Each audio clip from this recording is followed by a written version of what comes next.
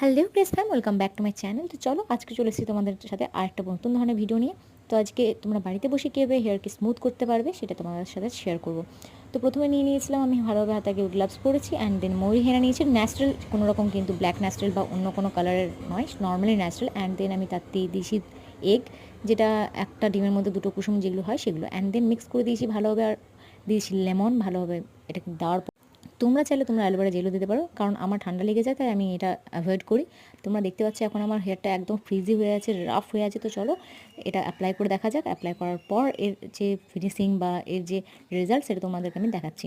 তো এটা 30 মিনিট পর তোমরা শ্যাম্পু দিয়ে নর্মালি ওয়াটার দিয়ে ধুয়ে নেবে, অ্যান্ড তারপর তোমরা চাইলে সিরাম লাগাতে পারো, হেয়ার সিরাম, বা না লাগাতে পারো, সেটা তোমাদের উপর ডিপেন্ড করে। আর কন্ডিশনার যদি অ্যাপ্লাই করে থাকো তাহলে অ্যাপ্লাই করতে পারো।